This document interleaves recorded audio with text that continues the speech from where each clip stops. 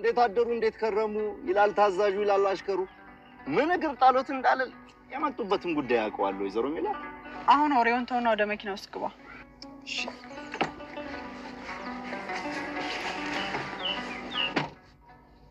እኔ እኮ የነገሩኝን ነገር እያሰብኩ ሲገርመኝ ነው ያለው። ሰው ለካ በልብሱ አይታወቅም። ቆይ ግን ከየት ነው ያመጣት? ምንም እኮ ሰራተኛ አይመስልም። መልኳ ቆንጆ፣ ሰውነቷ ደግሞ የቤት ልጅ የምትመስል ልጅ አምጥተህ ሰራተኛ ናት ስትለኝ እኮ መጠርጠር ነበረብኝ። እሱማ ልክ ነዎት። ግን ምን ስትሰርቅ ነው ያዟት ወይዘሮ ሜላት? እኔንማ ምን ትሰርቀኛለች? ልጄን ነው እንጂ። ልጄን ማለት ከልጆ ምን ሰረቀች? ስልኳን ነዋ። የልጄን ስልክ ልትሰርቅ ስትል እኮ ነው ልጄ እጅ ከፍንጅ ያዘቻት። ወይ ጉድ! ይሄን ያህል ድፍረት ወይዘሮ ሜላት? እኔ ደግሞ ምን አቅልሃለሁ? ሰራተኛ ናት ብለህ ሌባውን ያመጣት አንተ ነህ። እኔስ ይሄን ያህል ጉዷን መች አውቄ። እና አሁን ምን ብናደርግ ይሻላል? ይኸውልህ ታረቀኝ። አሁን ጥሩ ልጅ ፈልገህ አምጣልኝ። ቆንጆ ምግብ ነው የሰራሁት አይደል? ስራው ለሽ ደግሞሽ እንደገና ኪችን መግባትሽ ነው የሚያስጠላው እንጂ ምግቡ እንኳን ቃል ይወጣለት ነው። ለእናንተ ለልጆች የማልሆነው ነገር እንደሌለ ታውቃላችሁ አይደል? እናት እኮ ምን ጊዜም እናት ናት። ግን አንዳንዴ መድከም አለ። ስለዚህ ብናግዝሽ ደስ ይለናል። እናንተ ብሉልኝ እንጂ ለመስራት ምንም ያህል ቢደክመኝ እንኳን አላንስም። ግን እኮ ወጣ ብለንም መብላት እንችል ነበር። ዝም ብለሽ ነው የደከምሽው። ውይ አሁን አንቺም ሴት ነሽ ማለት ምን ለማለት ፈልገህ ነው ደግሞ አንተ? ሴት ስለሆንሽ ነዋ። እንደ ሴት እናቴን ላግዛት ማለት ሲገባሽ እንደ ጎረም ሰው ውጭ እንብላ የምትይው። አንተ ወንድ ስለሆንክ የምታገኘው፣ እኔ ሴት ስለሆንኩ ደግሞ የማጣው ምንም የተለየ መብት የለም። ስለ መብት አታውሪ የኔ እናት። ይሄ ፓርላማ አይደለም። አንቺም እንደ ሴትነትሽ እኔም እንደ ወንድነቴ ሳይሆን እንደ ልጅ ነው እዚህ ቤት መታየት ያለብን። ለመወደድ ብለህ ምንም የማይመስል ነገር አታውራ በእናትህ። አማርኛ ነው ያወራሁት። አይገባሽም እንዴ? የማይነገሩን ዝም ብላችሁ ለምን አትበሉ? ለመስራትም ከሆነ በቃ ሰራተኛ እስከሚገኝ እኔ ራሴ እሰራለሁ። ምንድን ነው የሚያጨቃጭቃችሁ? እማዬ ግን የዛችን ልጅ ነገር አመረርሽ እንዴ? የማንን ጉዳይ? ምን አውርተን ነበር? አዲሷን ሰራተኛ ጉዳይ ነዋ። ወይ አንተ ደግሞ አንድ ነገር ላይ ችክ ካልክ አትለቅ። የእሷ ጉዳይ እኮ አለቀ። በቃ አውርተን ጨርሰናል። ለምን የሰላምን ንግግር ብቻ ሰምተሽ ትፈርጃለሽ? አይደል? ትንሽ አረፍ እንበል። ኧረ በፍጹም እንደው የሆነ ነገር ልጠይቃት አልጠይቃት እያልኩ እያሰብኩ። ምን ልጠይቀኝ ነው አባ? ደግሞ ፍቃድ ያስፈልገዋል እንዴ እኔን ለመጠየቅ? አይ ማስፈቀዴ እንኳን አይደለም፣ እንደው በጠይቃት ትከፋብኝ ይሆን ብዬ በማሰብ ነው። የፈለግከውን ጠይቀኝ፣ ምደብቅህ ነገር የለም። እሱስ አውቃለሁ። እንደው ያ ደሴ ትተነው የመጣ ነው ደግ ልጅ ደህና ነው? ማን? ኤልያስ ነው? አዎ ኤልያስ። ስሙ ጠፍቶኝ ነበረ። ደህና ነው፣ ይደውልልኛል። ለምን ጠየከኝ? እንደው ስለሱ ልጅ ግን ሀሳብሽ ምንድን ነው ልጄ? እኔ በዚህ ሰዓት የማስበው አንተን አሳክሜ እንድድንልኝ ማድረግ ብቻ ነው። አይ ልጅ ጥሩ ልጅ ከሆነ እኮ አብሮሽ ቢሆን ያግዝሻል እንጂ አያሰናክልሽ። አባ አንተ የኔ ብቻ ነህ። ያንተን ፍቅር ማንም እንዲሻማብኝ አልፈልግም። ታዲያ ባል ለማግባት እኔ እስክሞት ልትጠብቂ ነው? ለምንድን ነው ሁሌ ስለሞት የምታነሳው አባ? እኔ እያለሁ መቼም አትሞትም።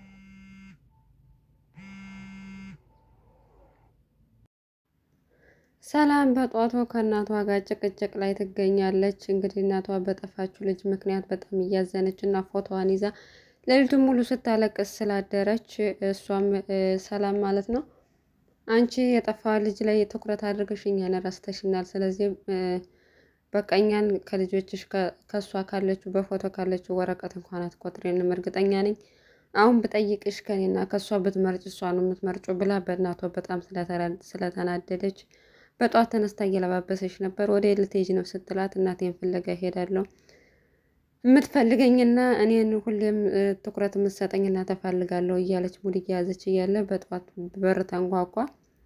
ሂጂና ክፈችው ስትላተኝ ከዛ አልሰማም አለች። ተደጋግማ ስትነግራት አልሰማም አለች። ለዚህ ሲሆንማ ተፈልጊናለሽ ለመታዘዝ ብላ በሩ ልትከፍት ሄደች። ነገር ግን ቀድሞ ምናሴ ከፈተው በሩ ማለት ነው። በሩን ሲከፍተው ሀና ነበረች እና በጧት ስላስቆምንሽ በጣም ይቅርታ ተኝተን ስለነበር ነው ስትለው አይ ችግር የለውም አልቆምኩም ብለው ወደ ውስጥ ግቢ ብሎ እነሱ ተኝተዋል። አንቺ ግን ግቢና ኪችን ቁርስ ስሪ ብሏት ልትገባ እያለች ሳሎን ሰላምና ሀና ተፋጠጡ ማለት ነው። እናም ሰላም ስታያት በጣም ነው የደነገጠችው። ምክንያቱም ከዚህ በፊት ስለሚተዋወቁ ተፋጠጡ እና ምናሴ ምን ሆናችሁ ነው ለምንድነው የተፋጠጣችሁት? ከዚህ በፊት ትተዋወቃላችሁ እንዴት ብሎ ሲጠይቃታይ ምንም አልመለሱላትም።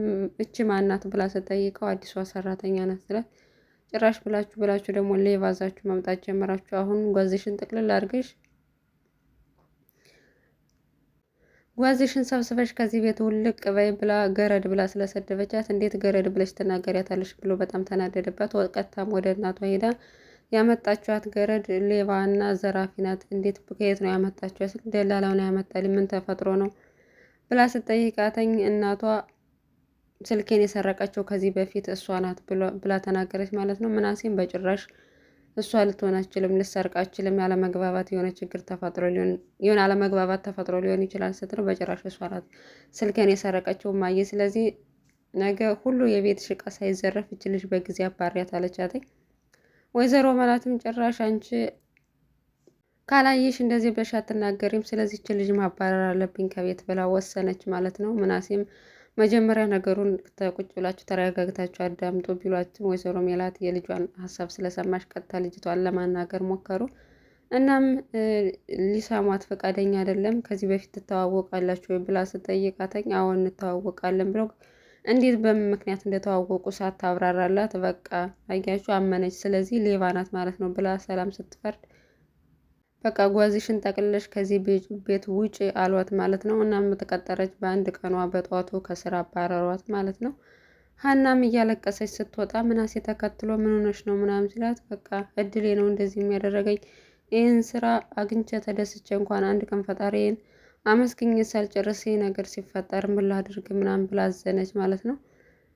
ምናሴም አትዘኝ፣ ያለመግባባት ሊሆን ይችላል፣ ነገ ስልክሽን ስጭኝና ደውዬ አናገራቸዋለሁ። እማዬም ቢሆን አሁን ስሜታዊ ሆና ነው እንጂ የተናገረችው በኋላ ላይ ስትረጋጋ ውሳኔዋን የምትቀይር ይሆናል፣ አንቺ ብቻ አታስቢ ብሎ አረጋጋት ማለት ነው።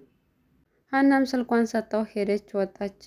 ልብሷንም ጓዟንም ጠቅልላ። በሌላ በኩል አባባ ኖላዊና ጆሮ በጣም ተስማምተዋለኝ። እናም አባባ ኖላዊ ቆይን ለማጫወት ግን ስንት ነው የሚከፈልህ ብሎ ሲጠይቀው ከዚህ በፊት ይከፈለኝ ነበር፣ አሁን ግን ባይከፍለኝ ራሱ ከአንተ እንደማረቅ ስለገባው ነው መሰል ምንም ነገር አይከፍለኝም እና በህልም የራሱ የሚያጫውቱን ጨዋታ እየመጣብኝ ነው ብሎ እየቀለደ ነበረና እናም ቤተ ክርስቲያን የመጣሁት በልጅነቴ ነው፣ አሁን እንዴት መጸለይ እንዳለብኝ እንኳን ረስቼዋለሁ ብሎ ስለው አባባ ኖላዊም ፈጣሪ የልብን የሚያውቅ ፈጣሪ አንተን ምን ማለት እንዳለብና ምን እንደምትፈልግ ያውቃል። ስለዚህ የምትፈልገውን ነገር ሁሉ እሱ ይሰጥሃል፣ አንተ ብቻ እመን እያለው በመሀል እንደዛ ብሎ ሲመክረው ማለት ነው። ሁለት ልጆች አብረው ተያይዘው ሲመጡ አሁን የምፈልገውን የሚያውቅ አምላክ የምፈልገውን ነገር ወደ እኔ አምጥቷል ብሎ ቀጥታ ስልኩን ሄዶ መነተፋቸው ማለት ነው። እናም ትክ ብለው አባባ ኖላዊ ስላዩ በጣም ነው የተናደዱበት፣ ምክንያቱም ስርቆት እንዲያቆም ስለሚፈልጉ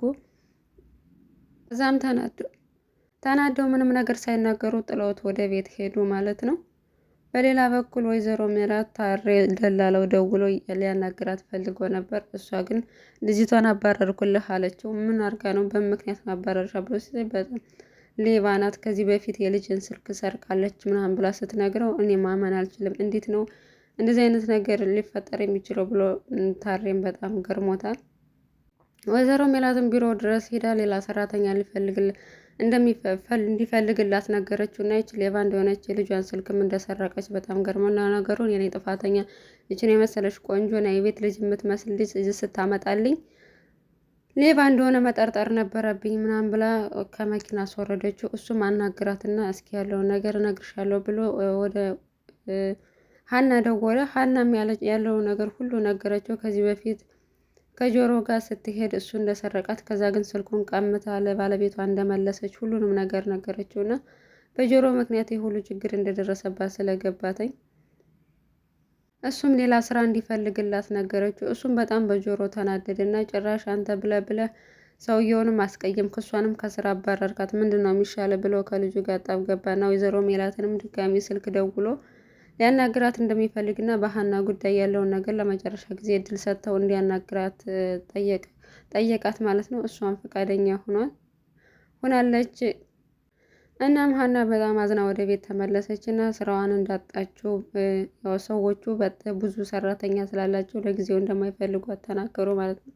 አባባ ኖላዊም እስኪ ስለ አንቺ አንድ ነገር ልጠይቅሽ እፈልጋለሁ ግን ካላስቀየምኩሽ ብሎ ከዚህ በፊት ስለነበረው ደስ ጥለውት ስለመጡት ለኤልያስ ልጅ ያላችሁ ግንኙነት ምንድን ነው? ምን ታስቢያለሽ? ብሎ ሲላተኝ እኔ በአሁኑ ሰዓት ከአንተ ውጭ ማሰብ ምንም ነገር አላስብም። አንተ ድነህ ተሽሎህ ደህና መሆን እንድትሆን ለምትፈልግ እኔ ሁሉ ነገር ያንተ ነህ፣ አላሚ ያንተ ነህ፣ ሌላ ነገር አልፈልግም እያለችው በመሀል ከጆሮ ጋር ግን በዚህ አጭር ጊዜ ውስጥ እንዴት ነው የተግባባችሁ? እኔ ግን አሁን እየቀኑ ነው አባቴን እንዳይነጥቀኝ እያለ በዛውም ምክንያት ሰርቆ እንዳናደደው ነገራት ማለት ነው። እናም በመሀል ላይ ምናሴ ስልክ ደውሎ ሊያገኛት እንደሚፈልግ ጠየቃተኝ። እሷን መጣው ብላ ሰፈር ድረስ ሄደች። ሰፈርም ድረስ ስትሄድ እሱ ፀሐይ ላይ ስለቆየ በጣም ከዚህ በፊት ስለሚያመውና ጤናው ሙሉ በሙሉ ጤነኛ ልጅ ስላልሆነ ፀሐይ ስለመታው ራሱ ስቶ ወደቀ ማለት ነው። ሀናም እየጮኸች ነበረ። ምን ማድረግ እንዳለባት አታውቅም። ምክንያቱም በዛው ላይ ተዘርሯል ፀሐይ ላይ ስለቆየና ፀሐይ ስለመታው ያው እሷን ያለውን ነገር ሊያናግራትና ወደ ስራዋ እንድትመለስ እየረዳት ስለሆነ በዛ ምክንያት ነው ራሱን ስቶ የወደቀው። እናም ቀጣዩን ክፍል ይዘንላችሁ ምን መጣ ይሆናል። በያላችሁበት ሰላማችሁ ብዝት ይበል። እናመሰግናለን እስከ መጨረሻው አብራችሁን ስለቆያችሁ።